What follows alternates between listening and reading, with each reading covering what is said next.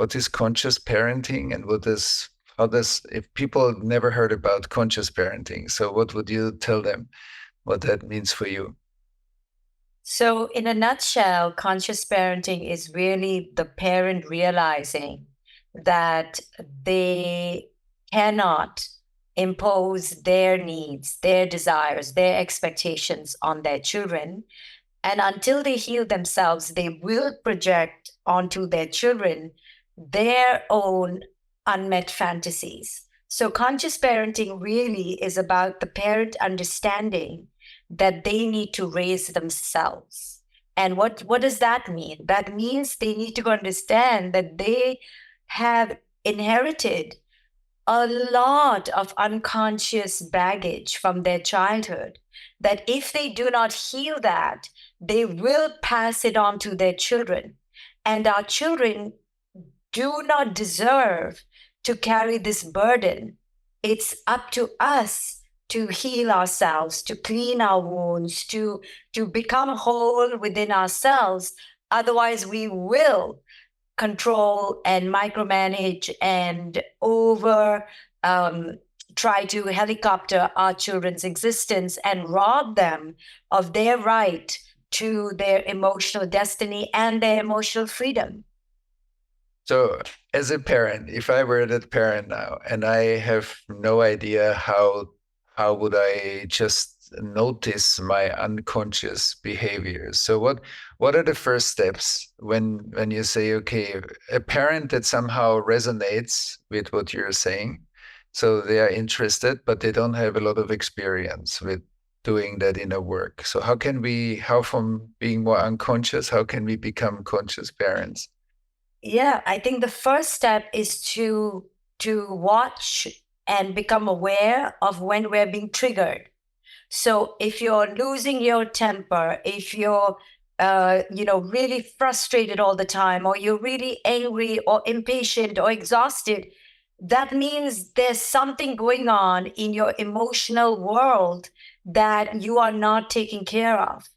And it will probably show up as fights with your children or arguments with your partner, or you're procrastinating and missing deadlines, or a little bit of everything. And that's a wake up call to realize that there's something that is not aligned. And either we're taking on too much work, or we're caring too much about what people think, or we're living out of scarcity and lack. There is some pressure inside that is creating this outer conflict.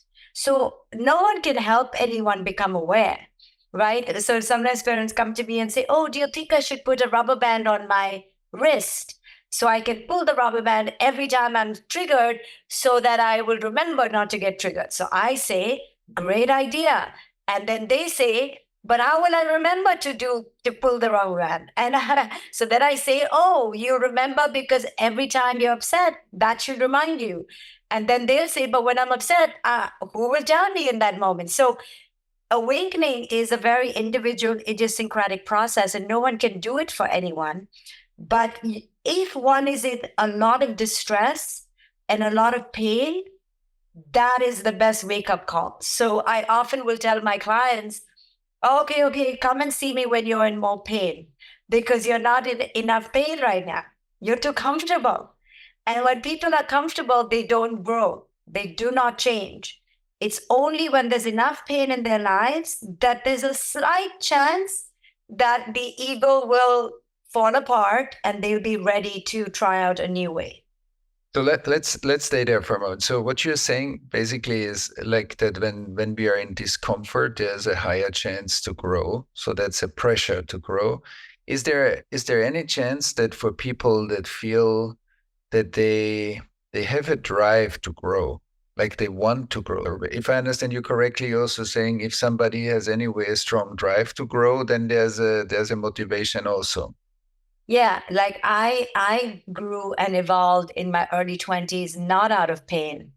I did it out of curiosity, out of seeking, out of joy, out of excitement. So that is also possible, though most people don't do it that way. Most people are forced into this very shocking, staggering, epiphanic, prophetic awakening because everything is taken away from them. And that's a good thing. It seems like that's a bad thing, but that's actually a good thing, because the reason it was taken away is because it wasn't meant for us in the first place. So if a person who wins the lotto and then loses all his money in 2 weeks, that's a good thing, because they were not aligned with keeping the money from the lotto. Or if your marriage falls apart and you're like, oh my God, that's a bad thing. No, that's a good thing, because it was not sustainable. It was not aligned. And when we are not aligned, things will not be sustainable. At some point or the other, it will fall apart. So whether today or tomorrow, it's coming. Mhm. Can you say a few more sentences about when you say it was not aligned? What does it mean to be aligned? So, for example, if you are friends with someone and you actually don't like them, but you're keeping up the appearance, so you're in the role or the persona of being a good girl. So you keep talking to the friend, you keep talking to the friend, but you just don't like them, and it keeps building up. At some point, without you realizing, you or the friend are going to say something that will expose this inauthenticity. So, and then both of you may be surprised, like, how did we break up so fast? Or where did this come from? It came from a lot of suppression that we are not aware of. And I see this a lot in couples, where the couple is not willing to confront the truth of what's really going on. So they suppress, they suppress, they suppress, but then the anger builds up and the resentment builds up. And then before you know it, they are cheating, or before you know it, they've left the marriage. And they're like, oh, it happened all of a sudden. It never happens all of a sudden. It's like a buildup. We're just not aware of it in real time.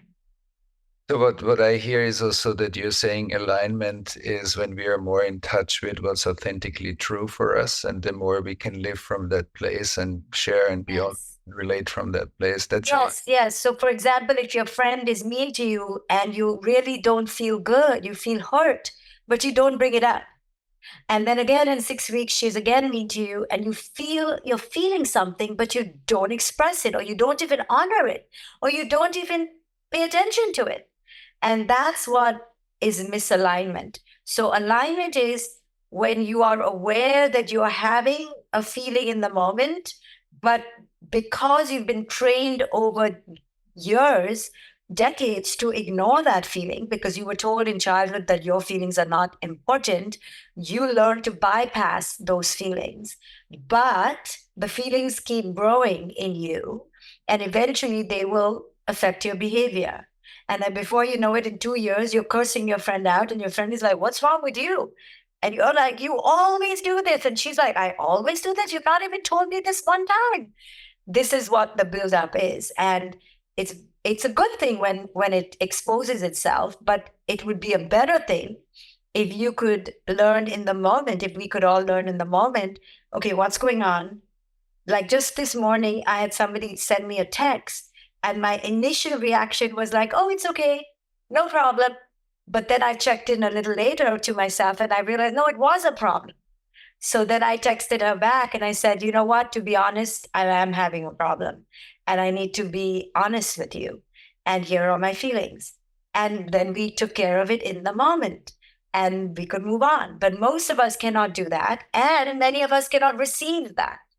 But we try. At least we have to try to acknowledge, honor, and become aware of what's going on inside. But because in childhood we were so disengaged from our inner knowing from our parents, we were so cut off from our inner power that it's very quick for us to do it, especially women. We do it like without even realizing we do it. We're not even aware that we should check in with ourselves every moment and see how we feel.